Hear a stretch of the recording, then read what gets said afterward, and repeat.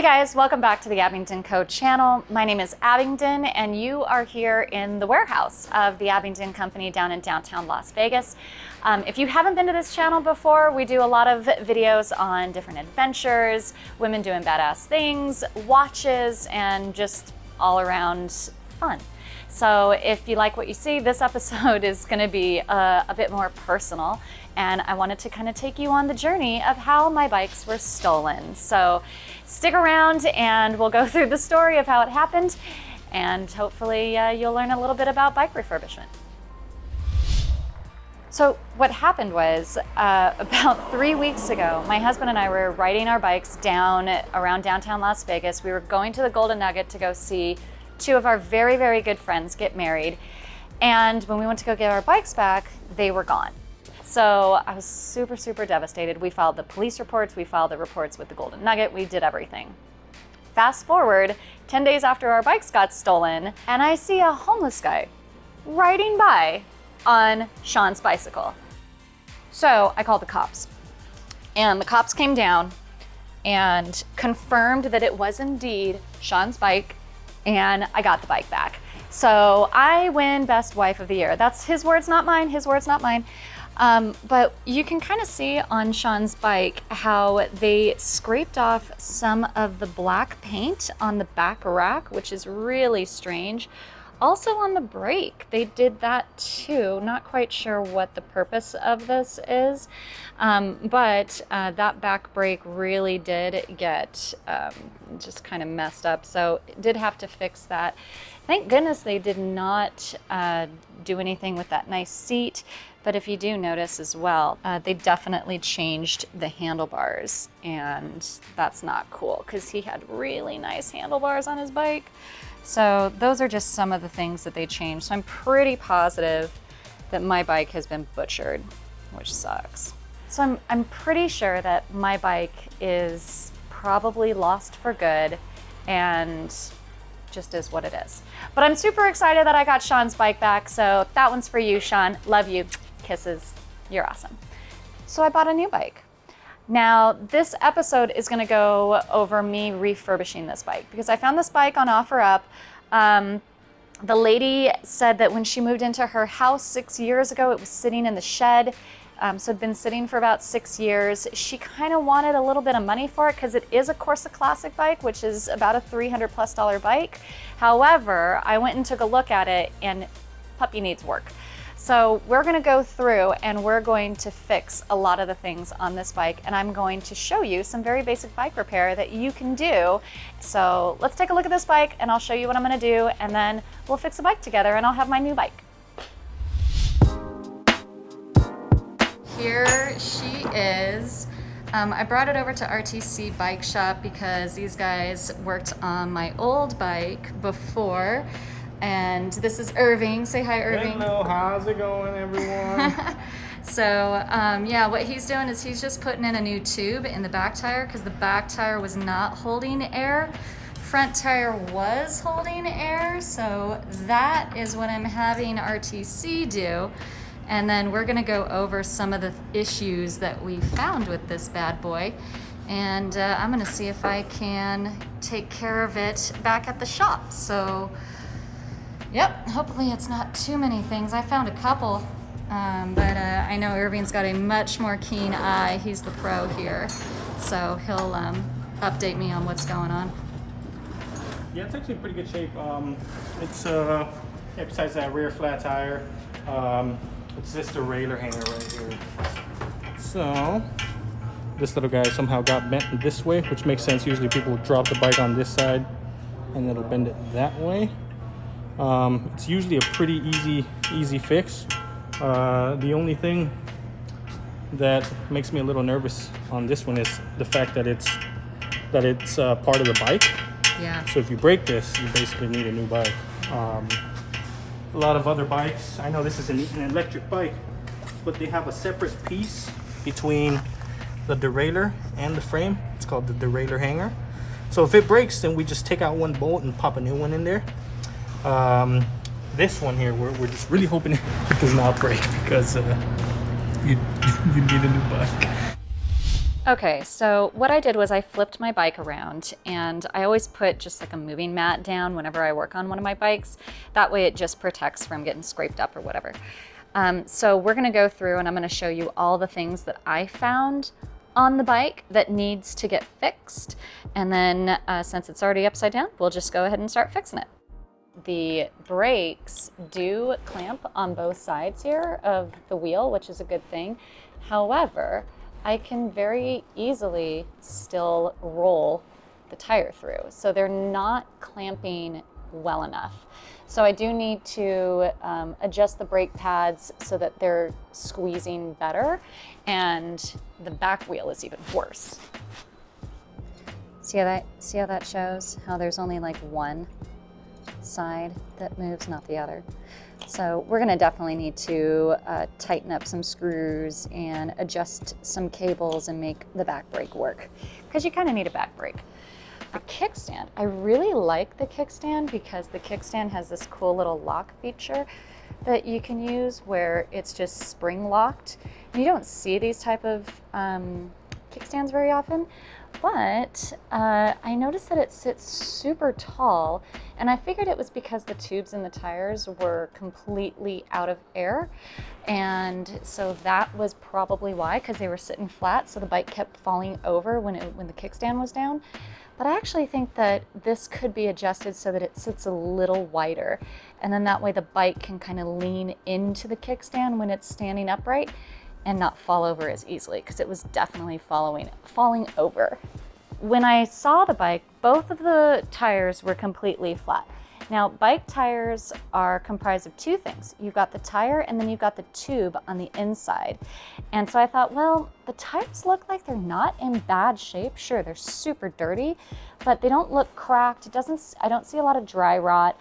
A lot of the things that happen in the desert with rubber is they start to crack when it gets so hot and extreme temperatures fluctuating.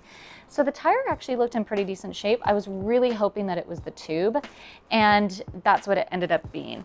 I took it over to RTC, talked to my buddy there, and he said that the front wheel was pretty good.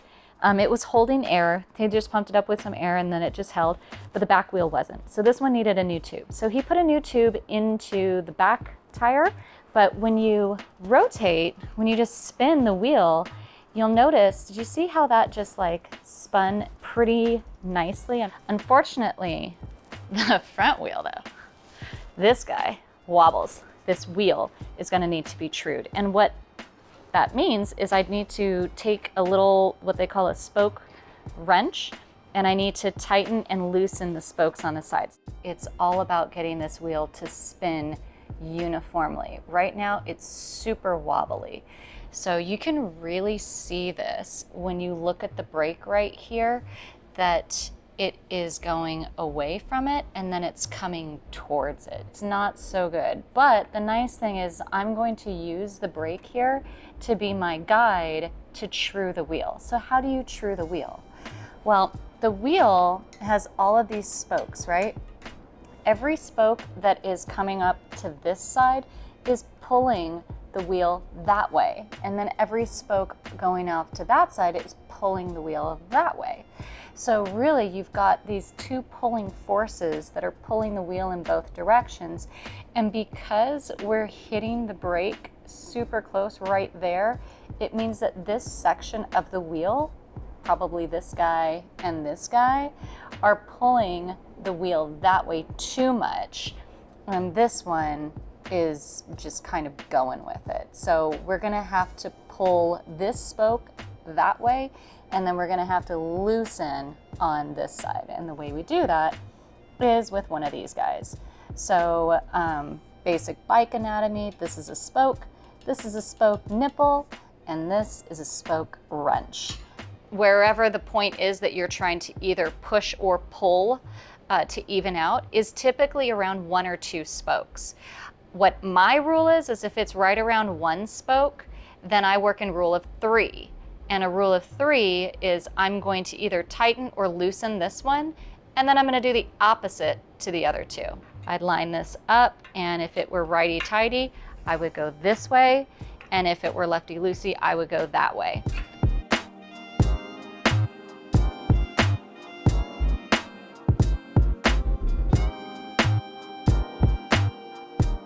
at this point, what I've done is I've trued it out so much that it's not stopping at the brake.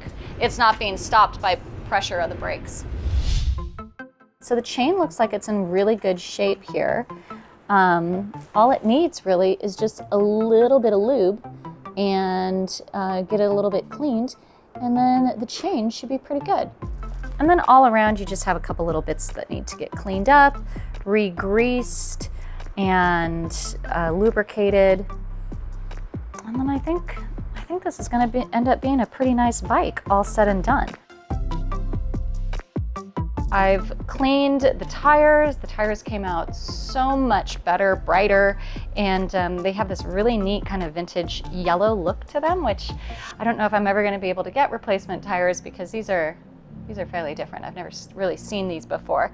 The next thing to do, which I'm kind of hemming and hawing as to whether I'm going to do this or if I'm going to just take it to RTC and have my buddy do it. But the derailleur is bent and it is on the frame directly. It's part of the frame. So if I bend that back out and I mess up something, then I'm messing up the frame and I could potentially ruin the bike.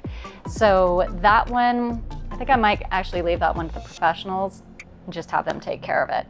All right, so I'm here at the RTC bike shop to pick up my bike.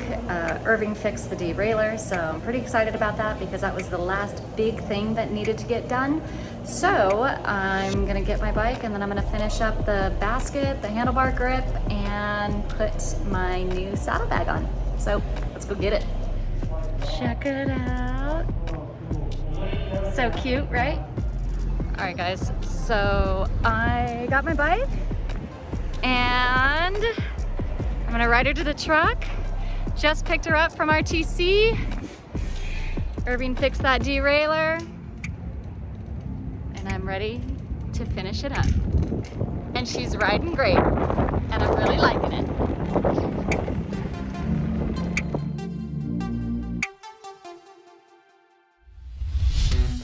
So I got my bike back from RTC and I'm really, really excited. She's riding really nice. The brakes are working. When I drop it into first gear, the derailleur is not hitting, nothing is hitting the spokes like it was before, so the derailleur is in its proper position. One thing though that I'm kind of been scratching my head at is how do I fix the basket? The basket is all bent in on this side. I think I can get it back into its original shape over on the side here. And I think I figured out how. This is an empty spray can, and what I was doing, before I threw it out, I kind of had this idea, and I was curious, does it match up with the curve of the bike? And it pretty much does. It's probably one of the closest things I can find that matches up to the curve of the bike. So what I've done is I've taken a full spray can. I know you guys are probably thinking like, okay, this is a really bad idea. Maybe, possibly, probably, but we're still gonna find out. And if it is a bad idea, I'll stop. If it's not, then I might have a better basket, improved basket. But I've wrapped it in cloth, so I'm not going to be hitting metal to metal. I'm going to put this over on this side where it's all bent out of shape, and then I'm just gonna start tapping it with the mallet, and we'll see if it kind of like can start to take form around the can and get bent back into shape.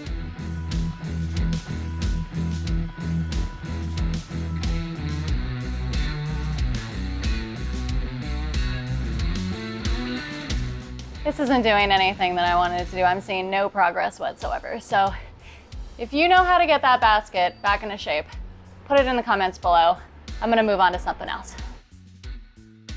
I just remembered on my old bike how I had these incredible saddlebags. And I remembered that I had this, which is my old leather book bag that I used to use in high school. I think this would be really, really cool to have as a saddlebag. So I want to refurb this as well, and then I'm gonna fix it onto the back rack here as a saddlebag. Basically, I'm gonna clean it first, and it's going to take a lot of cleaner, but that'll lift all the dirt out. It'll lift even maybe some of the stains out.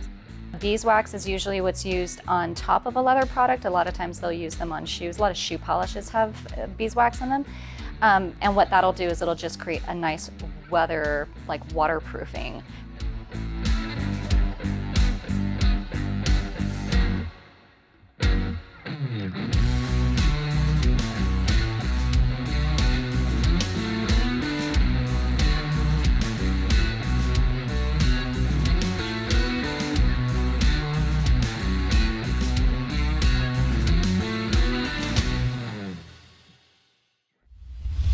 Okay, let's go take this for a spin.